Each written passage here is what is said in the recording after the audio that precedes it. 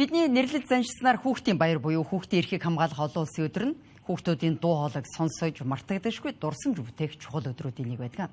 Тэгвэл эцэг эх асар хамгаалагчид зөвхөн энэ өдөрт ач холбогдол өгч богино хугацааны чихэр жимстэй биелэгсэлт гэхээс илүүтэй хүүхдийнхээ боловсролд анхаарч ирээдүйд нь хэрэгтэй хуримтлал бий болгох чанартай цагийг хамтдаа өнгөрүүлэх нь хамгийн том бэлэг юм гэдгийг салбартаа тэргүүлэгч залуу манлайлагчид онцолж байна. 1952 оноос хойш тэмдэглэж буй хүүхдийн баяр үе үеийн багчуудын амьдралын дурсамжит нэгэн өдөр байсаар ирсэн. Зарим томчууд хүүхэд байхдаа зөвхөн 6 дугаар сарын 1-ний өдрийг бүтэн жилийн турш хүлээж хамгийн гоё хувцас өмсөн баярладаг байсан гэх дурсамжууд ч олон байдаг. Тэгвэл өнөөдөр салбартаа тэргүүлж буй залуу манлайлагчид хүүхдийн баярыг хэрхэн өнгөрүүлдэг байснаа хуваалцлаа. Нэг буул авч ирсэн да, усан буул авч ирсэн да тий. Усан буу хүүхдийн баярын бэлгээр авчихсан. Тэгээд мөн чих тоглосон та гэж. Тэр нь мартагддаг. Би ч булганд өссөн. Тэгээ булганы тэр нөгөө стадион руу лээж автаагаал явдаг байсан. Тэр л нэлээ эргээ бодогддаг. Би одоо хүүхдийн баяр гэхээр нөгөө багтаа чихэр жимсэл гэх мэт тийм хүүхдийн баярын бэлэг авч ирсэн. Яг хүүхдийн баяр гээд арай нэг жоохон насанд хүрчээд нэг 10 биш 20-21 наснда ер нь бол их сургуулийн бол диплом гарч авчихсан хүүхдийн баяр өдрөөр. Аав ээжтэйг нөгөө парк орж тэр өдөр нөгөө одоо шаваагаан тоглоно гэдэг шиг өдөржингөө нөгөө гоё тоглоом дээр нь суугаад нэг өдрийг яг нөгөө аав ээжтэйг өнгөрүүлж исэн тэр дурсамжил. Тэгвэл тэдний зүгээс хүүхдийн баяр 6 дугаар сарын 1 гэх ганцхан өдөрт ач холбогдол өгөх бус жилийн 365 өдрийн турш хүүхдийн эрхийг хамгаалж тэдний сайн сайханд хувь нэмэр оруулах хэрэгтэй гэдгийг хэлж байсан юм а. Цаашлаад энэ өдөр хүүхэдтэй өгөх хамгийн үнэтэй бэлэг боловсрал бөгөөд насан туршийн үнэлэгдэшгүй өв хөрөнгө бол эрдэм мэдлэг гэж үзэж байна. Ингэснээр гэр бүлдээ төдийгүй ирээдүйд улс орны чадварлаг боловсон хүчин олон улсад өрсөлдөх үе мэрэгжилтэн болно гэдгийг онцоллоо. Өөрөөс нь их юм гарахгүй.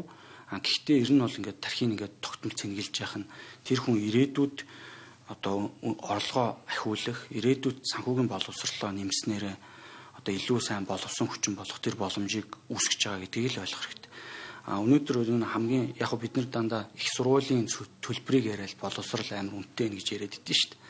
Гэтэл нөгөө боловсрол гэдэг чинь одоогийн яг 10 жилийн хүүхдүүдийн төвшөнд бол үнэгүй авч болох зөндөө юм байгаа хөө. Гизэнд бүрдсэн цагаас нь эхлээд 18 хүртэл нь маш их хэмжээгээр хохирож явдаг ийм хүүхдэд дийлгүү улс юм байна гэдгийг ялангуяа сүүлийн 2 жил нэлээд сайн мэдэрч байна. Тэгээ бидний хувьд бол хамгийн том бэлэг боловсрал гэж хэлнэ.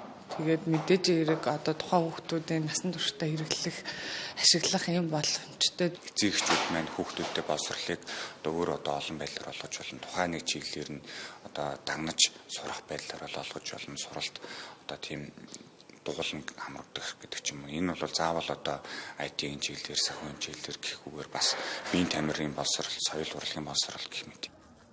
Цаашлаад улсын хэмжээнд нийгэм эдийн засгийн нөхцөл байдал сайнгүй байгаа ч хүүхдийн ирээдүйн хуримтлал бол жил бүр өгдөг ууттай бэлэг тоглоомноос илүү өр өгөөжтэй байна. Тухайлбал сар бүр олгогддог хүүхдийн мөнгийг анхан шатны хэрэгцээнд зарцуулах нь үр ашиг багатай гэдгийг тайлбарлалаа.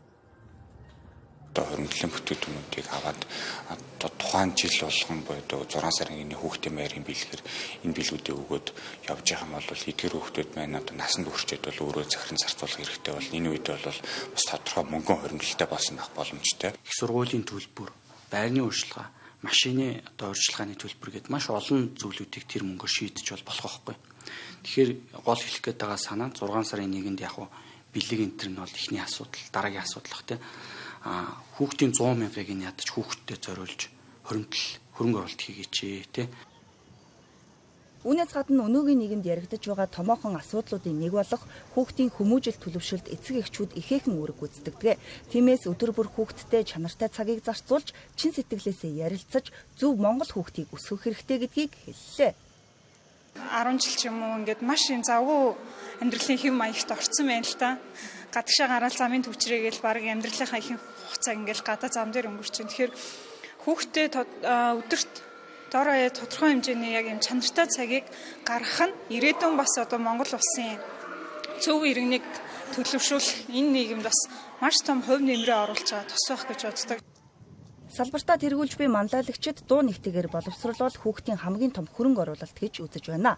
Цаашлаад санхүүгийн мэдлэг ойлголт нь улс орны хэмжээнд нийх хэрэгцээтэй байгаа тул хүүхэд залуучуудад энэ чиглэлийн мэдлэг мэдээллийг олгоход илүү анхаарах шаардлагатай байгаа юм. Мөн Монгол хүний үнэт зүйл эрхэмлэж явах чанаруудыг эцэг эх асран хамгаалагчид хойч үедээ өвлүүлэх хэрэгтэй байна.